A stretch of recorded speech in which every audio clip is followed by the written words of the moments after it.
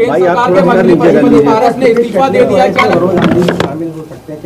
क्या हमारा संगठन तय करेगा कि क्या निर्णय लेना है उसमें। इसको आगे व्यवस्था मानते हैं, भ्रष्टाचार क्या कहेंगे? इसको वसूली मानते हैं हम। क्या सोचिए आप, बीजेपी वाले क्या इसका जवाब देंगे कि पोल खुल गई? ऐसी पोल तो कभी नहीं खुली थी। इन गारंटी वालों की घंटी बजानी है इस बार वोट डाल करके इनके खिलाफ। पहले जुमला था, अब गारंटी है। न जुमले में काम पूरे हुए न गारंटी में काम पूरे होने। तो इसलिए गारंटी को घंटी मानिए आप, जिससे कभी कोरोना भगाया गया था। एनडीए का कोई मुकाबला करेगा तो हमारा पीडीए है। क्या बात पूछ रहे हो? हम तो चुनाव जहां से लड़े, लेकिन ये व्यापारी साथी सब मिलकर के हराएंगे। और इनका भी फार्मूला है। जिस तरह उत्तर प्रदेश के नौजवानों ने समाजवादियों का फार्मूला समझ लिया है, अभी भी लगातार सरकार कैंसिल कर रही है अपनी नौकरियां। सुनने में आ रहा है कि जो भर्तियां हैं वो कैंसिल कर दी है सरकार ने। और 60 लाख का जो गणित मैंने बताया है उसका जवाब सरकार के पास नहीं है।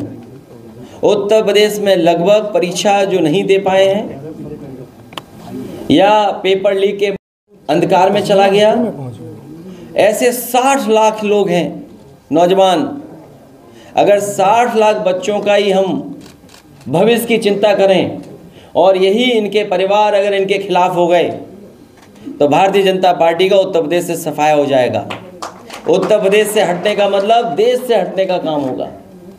60 लाख बच्चों के अगर परिवार के 2 सदस्यों को ही जोड़ लें, माँ बाप को, 3 गुणा 60 लाख, 1 करोड़ 80 लाख। और 1 करोड़ 80 लाख का अगर हम भाग दे दें 80 लोकसभा से, तो हर लोकसभा में भारतीय जनता पार्टी का 2,25,000 वोट कम हुआ है। सोचिए, अगर यही नौजवान और इनके परिवार के सदस्य भारतीय जनता पार्टी के खिलाफ खड़े हो जाएंगे तो उत्तर प्रदेश से भारतीय जनता पार्टी का सफाया होना निश्चित है। इस काम को आगे बढ़ाने का काम समाजवादी लोग करेंगे। और जो चंदा के नाम पे वसूली हुई है, अब तो साफ हो गया है। ईडी, सीबीआई, इनकम टैक्स भेजिए, बाद में पैकेज ले लीजिए, ईडी, सीबीआई, इनकम टैक्स घर वापस चली जाएगी।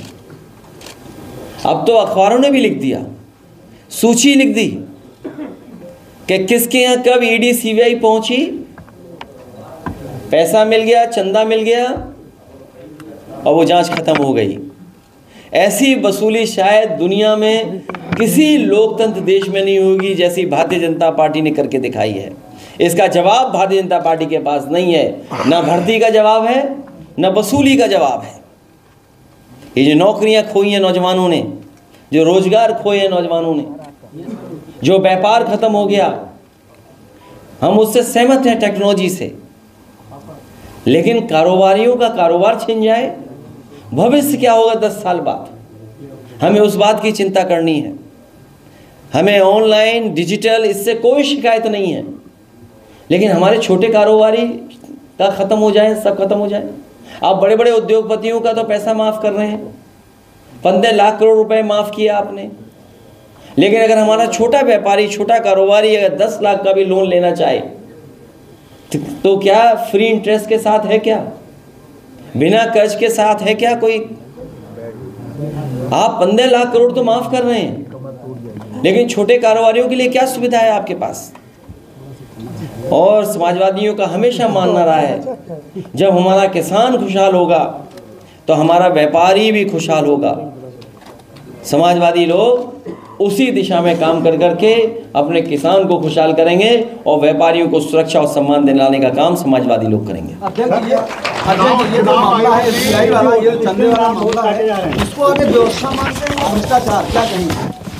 इसको वसूली मानते हैं हम, डरा करके वसूली मानते हैं, वसूली। क्या सोचिए आप, बीजेपी वाले क्या इसका जवाब देंगे? किस मुंह से जवाब देंगे बीजेपी के लोग? ये जो दूसरे लोगों पर ईडी सीबीआई से अपमानित करते थे, जिन्हें बदनाम करने के लिए एजेंसियों से भेजने का काम करते थे, आज तो बात खुल गई ना, पोल खुल गई क्या पोल खुल गई कि नहीं खुल गई? हमारे पत्रकार साथी सब जानते हैं कि पोल खुल गई। ऐसी पोल तो कभी नहीं खुली थी। क्या सूची आ गई है, किससे कितनी वसूली हुई। सोचो, जिसने हजारों करोड़ रुपए दिए उसकी ऑफिसर दरवाजे तक नहीं, उनके पते ही नहीं है, बताओ, और पैसा आ गया। भाई हर पार्टी को इलेक्शन कमीशन या हमारा एक्ट कहता है, नियम कहते हैं कि चंदा ले सकते हैं, लेकिन वसूली के थोड़ी लिए कानून बना है। सर इस पूरे मामले आप वसूली करवा रहे हैं, सोचिए आप। सर इस पूरे मामले क्या ईडी सीबीआई जांच हो सकती है क्या? आप मांग करेंगे क्या इस पूरे चंदे की जो आप जिसको वसूली बता रहे हैं? अब जो कुछ करेगी जनता करेगी। ईडी सीबीआई इनकम टैक्स से बड़ी हमारी जनता है। ये जनता ही बचाएगी लोकतंत्र को। ये हमारे व्यापार सभा के लोग बैठे हैं, यही बचाएंगे हमें, यही लोकतंत्र को बचाएंगे, यही संविधान को बचाएंगे। किस नियम में लिखा है कि आप वसूली कर लें? वोटर लिस्ट को लेकर के बड़ा चुनाव, अरे वोटर लिस्ट तो है ही, उसके लिए लड़ाई लड़ते रहेंगे, लेकिन ये वसूली देखिए आप। ये कौन नहीं जानता कि वोटर लिस्ट में क्या करती है सरकार। कई बार शिकायतें की, हमारे पास शिकायतें हैं, हमने शिकायतें की हैं, और हम तो समाजवादी लोग वो लोग हैं जिन्होंने 18,000, एक नहीं, 2 वोट नहीं, 3 नहीं, 4 नहीं, 5 नहीं, 18,000 वोट वो दिए जो डिलीटेड थे, जो कभी जिंदा थे, जिन्होंने वोट डाले थे। सरकार ने जानबूझ करके समाजवादियों के वोट डिलीट कराए। 18,000 के वोटों की हमने सूची दी, विद एफिडेविट दिया हम लोगों ने, विद एफिडेविट वो लिस्ट दी हमने। तो ये तो हमारे कार्यकर्ता और नेताओं को सतर्क रहना पड़ेगा और सावधान रहना पड़ेगा। इसलिए हो सकता है संविधान सेना, संविधान प्रहरी, संविधान रक्षक, इस तरह का हम अपने संगठन के लोगों को जिम्मेदारी दें। आयोग पे विश्वास है कि नहीं है सर? आयोग, हमें आयोग पर तो भरोसा है, लेकिन बीजेपी पर भरोसा नहीं है, क्योंकि बीजेपी, आप बात समझिए,